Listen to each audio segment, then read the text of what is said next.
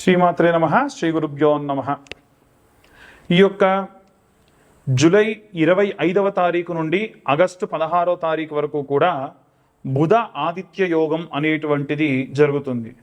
బుధుడు మరియు అలాగే సూర్యుడు కలిసినటువంటి సమయాన్ని బుధాదిత్య యోగం అంటారు. దాని వలన ఎలాంటి సత్ఫలితాలు పొందవచ్చు అనేటువంటి విషయాన్ని ఇప్పుడు మనం తెలుసుకుందాం. తదుపరి తులారాశి వారికి సంబంధించి బుధాదిత్య యోగం ఎలా ఉండబోతుంది, అలాగే బుధాదిత్య యోగంలో వీళ్ళు ఎలాంటి పరిస్థితులు ఎదుర్కొంటారు, ఎలాంటి మంత్రం చదువుకోవాలనే విషయాన్ని ఇప్పుడు మనం తెలుసుకుందాం. బుధాదిత్య యోగం జూలై 25 నుండి ఆగస్టు 16 వరకు కూడా కొనసాగుతూ ఉంటుంది. ఈ మధ్య కాలంలో ఈ యొక్క తులారాశి వారికి సంబంధించి ప్రథమ లాభస్థానమైనటువంటి దశమ స్థానమునందు సూర్యుడు మరియు బుధుడు కలిసి ఉన్నారు. లాభస్థానంలో బుధుడు వక్రంలో ఉన్నాడు కాబట్టి, అది కూడా చంద్రుడితో ఉన్నటువంటి దాంట్లో కర్కాటకంలో ఉన్నాడు కాబట్టి అది అంతగా వీరికి నష్టం అనేటువంటిది చేకూర్చదు. మంచి పేరు ప్రతిష్టలు వస్తాయి, అనుకున్న పనులన్నీ కూడా కొనసాగుతుంటాయి. పిల్లలు, కులవృత్తులు, చేతి వృత్తులు చేసేటువంటి వాళ్ళందరూ కూడా ఖచ్చితంగా మంచి లాభదాయకమైనటువంటి పరిస్థితుల్లో ఉంటారు. తులారాశి వారు అంటేనే మేనేజ్ చేయడం, మొత్తం అంతా కూడా తులాభారం ఎలా ఉంటుందో అలా తులాభారాన్ని మేనేజ్ చేస్తూ ఉంటారు. వీళ్ళు కూడా ఉన్న ప్రాబ్లమ్స్ అన్నీ కూడా మనీ మేనేజ్మెంట్ కూడా అలాగే ఉంటుంది. ఎట్టి పరిస్థితుల్లో వీరు లాస్లోకి వెళ్ళడం కానీ లేదా ఏవైనా సరే నష్టం చేయడం మాత్రం వీరి జాతకంలో లేదు. ఖచ్చితంగా అద్భుతమైనటువంటి యోగమే కనిపిస్తూ ఉంది. అయితే వీరు చేయవలసినటువంటి రెమెడీ ఏమిటంటే, వీలైనంత వరకు కూడా ఆముదంతో దీపం పెట్టండి. ఓన్లీ ఆముదంతో దీపారాధన చేయండి ఈ బుధాదిత్య యోగం జరిగిన అన్ని రోజులు కూడా. అలాగే వీరు బొబ్బెర్లు ఉంటాయి కదండి, తెల్ల బొబ్బెర్లు కొంచెం పెద్దగా ఉంటాయి. ఆ బొబ్బెర్లు తెచ్చుకొని 108 బొబ్బెర్లు చేతిలో పట్టుకొని ప్రతిరోజు కూడా ఇప్పుడు నేను చెప్పేటువంటి మంత్రం చెప్పడం విశేషమైనటువంటి సత్ఫలితాలు పొందవచ్చు. ఆ మంత్రం ఏమిటి అనంటే, శుక్ర అరిష్టేతు సంప్రాప్తే శుక్ర పూజాంచకారయే శుక్ర ధ్యానం ప్రవక్ష్యామి కలత్ర పీడోపశాంతయే.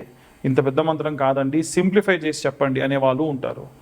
శుక్రుడు ఎప్పుడు కూడా లక్ష్మీదేవి ఆరాధకుడు కాబట్టి లక్ష్మీనామ జపం చేసినా మంచిదే. మహాదేవ్యే చ విద్మహే విష్ణుపత్నే చ ధీమహి తన్నో లక్ష్మీ ప్రచోదయాత్ అన్న మంత్రం చదువుతూ ఒక్కొక్క బొబ్బెర్లు కూడా అలా చేత్తోని కింద ఉన్న గిన్నెలో ఒక్కొక్కటి వేయండి.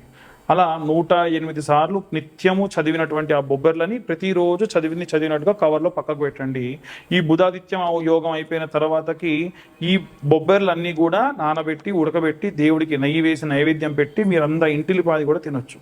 ఇలా చేయడం వల్ల ఖచ్చితంగా సత్ఫలితాలు పొందవచ్చు. ఇలా ఎందుకు చేయాలి అనంటే, మనం ఏ దేవుడికి నామ జపంతో చేసినటువంటిది మనము పక్కకు పెట్టి అన్ని అంటే రోజు 108 బొబ్బెర్లు మొత్తం కలిపితే ఒక పావు కేజీనో అర కేజీనో అవుతాయి. అవన్నీ నానబెట్టి దాని తర్వాత మీరు ప్రసాదంగా చేసి పంచితే ఎంత మంచి పుణ్యం. మీ కుటుంబ సభ్యుల ఆత్మరకు మాత్రమే ఇలా తినండి. జ్యోతిష్యానికి సంబంధించి చాలామంది ఫోన్ చేస్తూ ఉన్నారు.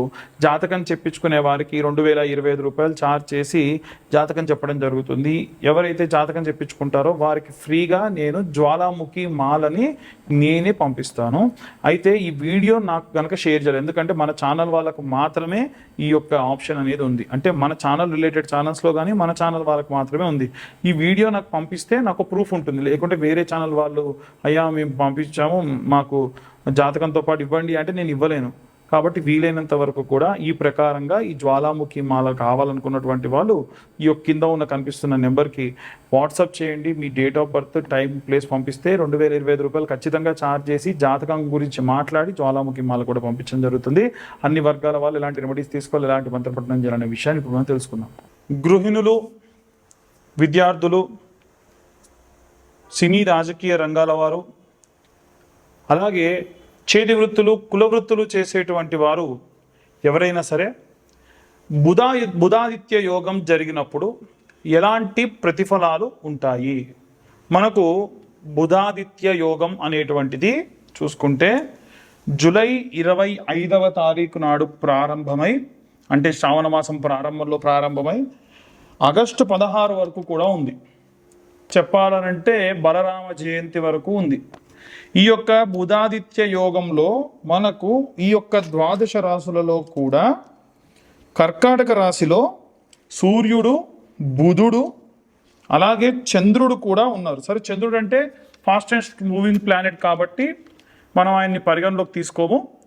కానీ ఈ యొక్క సూర్యుడు, బుధుడు, 3 నుండి 7 డిగ్రీల సెంటిగ్రేడ్ వరకు కూడా వారు కనుక కలిసి ఉంటే, ఇద్దరు కూడా కర్కాటక లగ్నంలో కలిసి ఉన్నారు కాబట్టి ఎలాంటి ప్రతిఫలాలు ఉంటాయని ఇప్పటిదాకా మనం చెప్పుకున్నాం.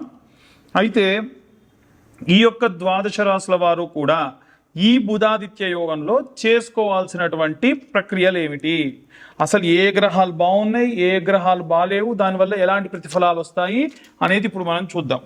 ఈ యొక్క బుధాదిత్య యోగంలో ఉన్నప్పుడు సూర్యుడు మనకు రాజ్యప్రాప్తి ఇచ్చేటువంటి వాడు.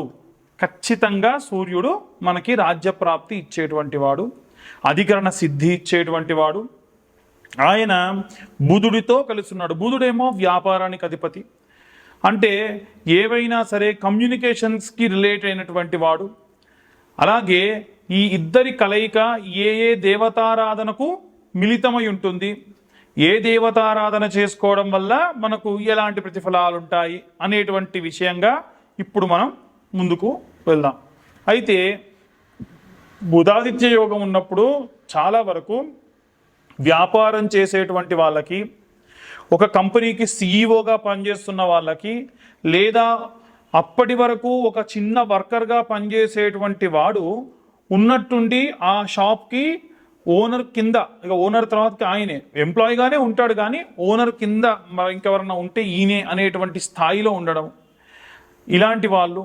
గృహిణుల విషయానికి కూడా వస్తే ఇంట్లో పేరుకే అయింది, మొత్తం ఆమెదే, బ్యాక్గ్రౌండ్ హోమ్ మినిస్టర్ అంటారు కదా, అలాగా. అలా ఏమైనా సరే ఇంట్లో నిర్ణయాలు తీసుకోవాల్సింది కూడా తని అయినప్పుడు ఎలాంటి పరిస్థితులు ఉంటాయి అనే విధంగా చూసుకుంటే ఈ బుధాదిత్య యోగంలో వీరందరికి, ఇప్పుడు నేను చెప్పిన వీళ్ళందరికీ కూడా చాలా అద్భుతంగా ఉంటుంది.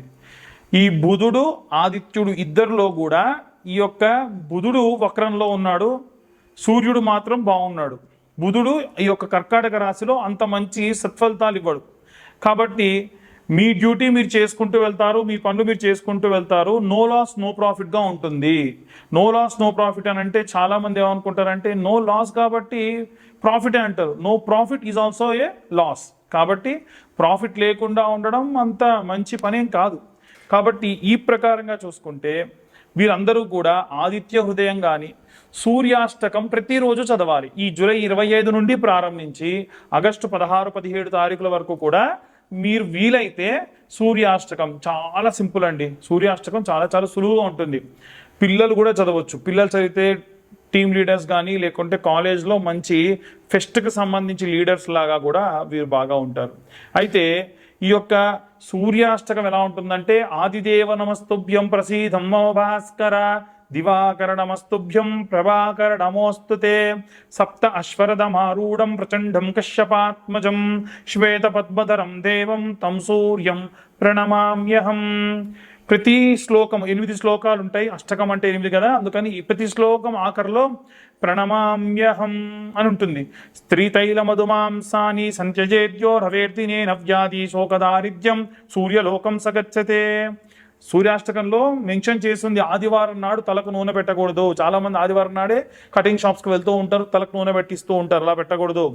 స్త్రీ ఆడవాళ్ళని తాకకూడదు, తైలము తలకు నూనె పెట్టకూడదు. ఆదివారం నాడు భార్యాభర్తలు భోగించడము కానీ ఆడవాళ్ళని తాకడం కానీ తలకు నూనె పెట్టడం కానీ అంత మంచిది కాదు. మందు తాగుతారు, అది కూడా మంచిది కాదు. మాంసాని, అసలు మనిషి అనేవాడు మాంసం తినకూడదు.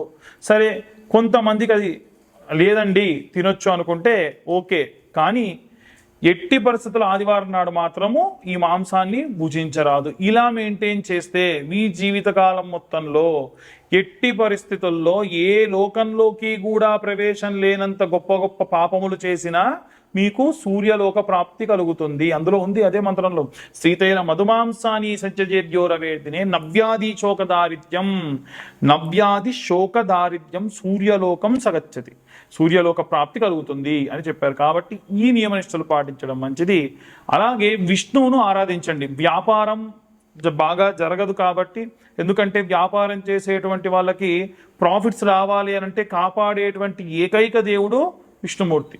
ఎందుకంటే బుధుడి అధిదేవుడు ఆయనే, ప్రత్యతి దేవుడు ఆయనే. నిత్యము కూడా ఓం నమో నారాయణాయ నమః. ఎంత మంచిదండి.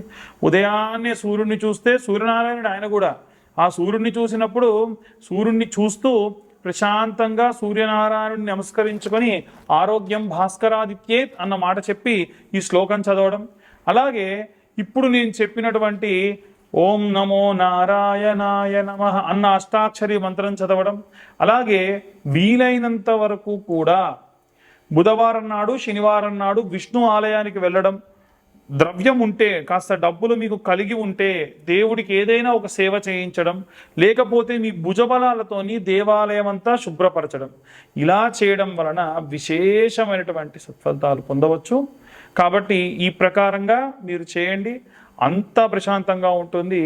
ఇప్పటి వరకు మేము జాతక సంబంధితమైనటువంటి గ్రహ సంచారాన్ని బట్టి చెప్పినటువంటి విషయములు ఏవైతే ఉన్నాయో పూర్తిగా అవి గోచార రీత్యా చెప్పేటువంటి విషయములు మాత్రమే.